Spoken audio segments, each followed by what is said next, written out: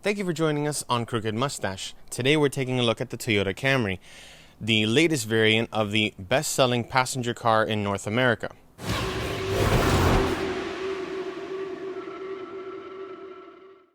Now, the Camry has been with us for some time. It started out as its own model in 1982. Prior to that, it was a variant of the Toyota Celica, the two-door coupe that Toyota discontinued some years ago. Now, it was pretty much a compact car through the 80s into the early 90s, and in the mid-90s is when it stepped up into the mid-size class that it occupies today. We had different variants. We even had a Camry wagon, which was discontinued in 2001 due to low sales from minivans and crossovers. In 2007, Toyota decided to drop the manual transmission, which is how the cars continue to be sold today. Automatic is your standard and only option. Today we have the latest Camry from Toyota, a 2020 XSE. Is this the Camry that will make me say goodbye to the Mazda 6, which is still touted as the driver's choice? Let's take a look at the interior. Inside, you're greeted by this asymmetrical center console. Definitely driver oriented. It really is almost a work of art. I really love the way that Toyota has opted not to just bathe the entire dash in a blank canvas of plastic, and they've actually left buttons. And it's nice to have a tactile feel of an actual button these days. Not everything has to be like your phone.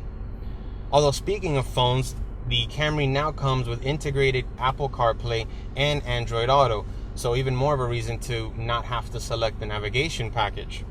Down here you've got, as standard, a wireless charger to keep your phone topped up and just out of reach for that inevitable text message you'll get as soon as you step out onto the road.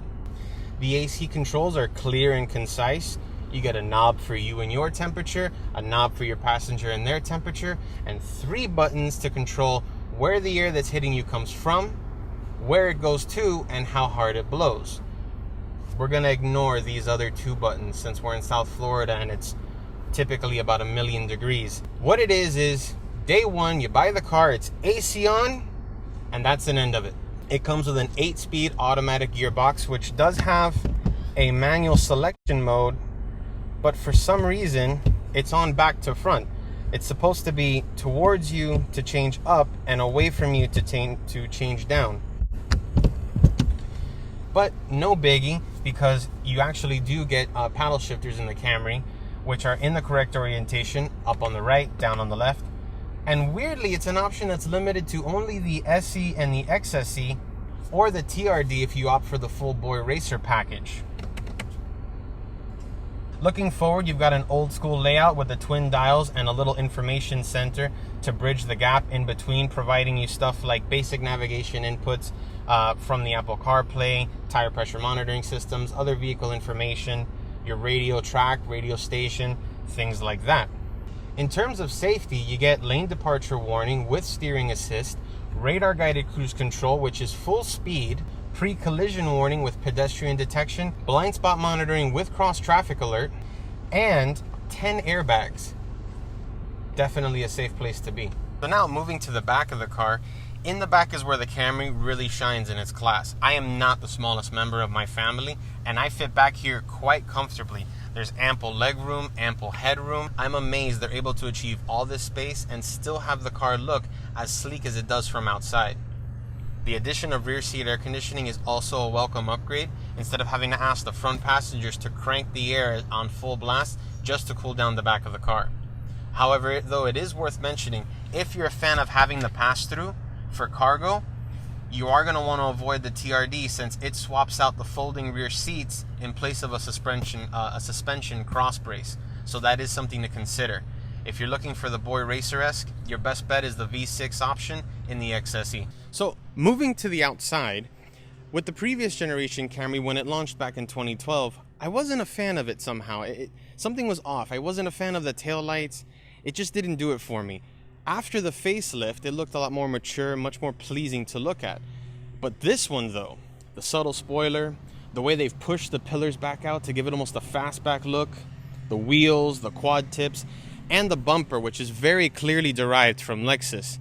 This one is quite a looker. Let's take it for a drive.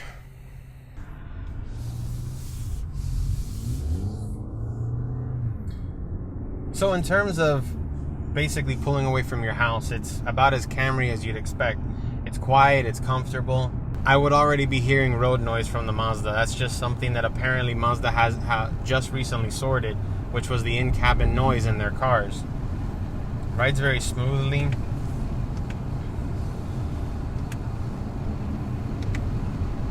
The 8-speed auto, which is, it says it's a direct shift. Now, it doesn't feel like a double clutch box from a Volkswagen or an Audi, but it does feel very responsive. The shifts don't have a massive delay on them. I don't know if it's audible, but with the quad tips, there's a subtle little bit of a sporty, a little bit of a throaty rottiness to it. I'm not saying it's gonna sound like a modified exhaust, but it does sound like something more than the typical four-banger you'd expect stuffed into a Toyota. We're gonna head to a little spot. It's one of the few places. It's one of the few places in my area where we even have curvy roads. Everything is basically straight lines and interstates.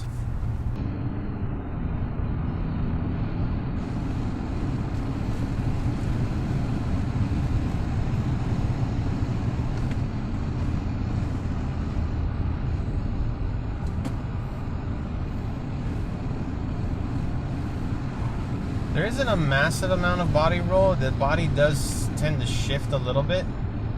Now here we go. Here's a nice turn with some reducing radius, so it changes halfway. So let's see how it feels.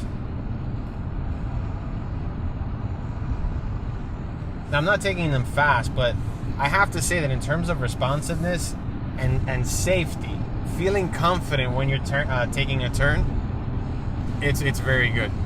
We've got no traffic in front of us, so we can be a little bit more brisk.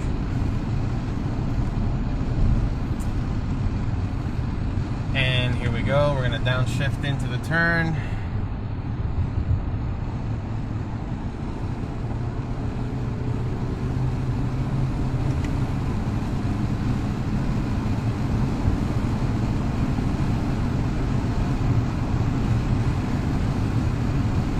A little bit of a right left here.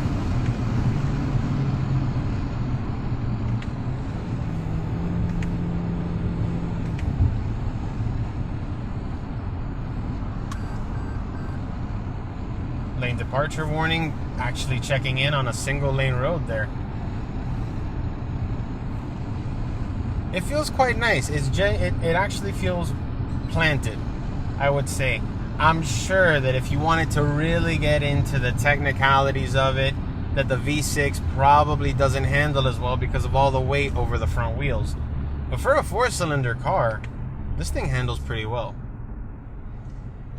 Let's see if I get a chance to try the full speed cruise control on the way back. I'm gonna set it to the shortest distance, and I've got the cruise control set to a higher speed. Okay, foot off brake. Let's see if it actually stops. Now the RAV4 cuts off at 40 miles an hour.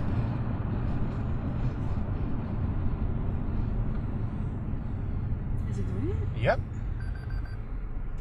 No preceding vehicle. So, my thoughts. In terms of the handling, the car handles really well as a mid-size sedan. Far from what you'd expect from a typical Toyota Camry.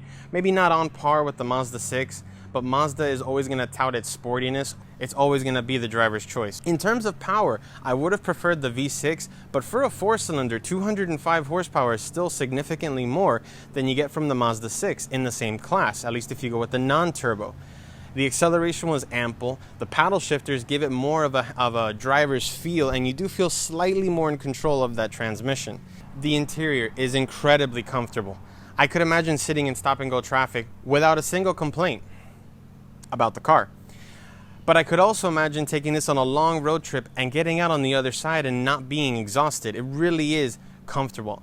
The space, how they get so much interior cabin space into a mid-size sedan blows my mind. It still looks sleek on the outside. In terms of that space, it is far less cramped than I would expect from the Mazda, both in the back seat and the front seat. Much more space. When I bought my Mazda 6 3 years ago, there was only one reason I had a Camry on my list, and that was the power from the available V6 engine. As a daily driver, I was avoiding a turbo because everything turbocharged these days had a direct injection engine, and they tended to have issues when you put a lot of miles on them. So every time I ended up back at the Camry, because it had a V6 and no turbo, that thought would still end with, but it's a Camry. However, I can tell you this. Today, given the option between a 2020 Camry and a 2020 Mazda 6, it would be a toss-up. So, thank you for watching Crooked Mustache today and seeing our review of the 2020 Toyota Camry XSE. If you like what we're doing, please drop a subscription. Be sure to hit that notification bell before you move on to your next YouTube video. Bye for now.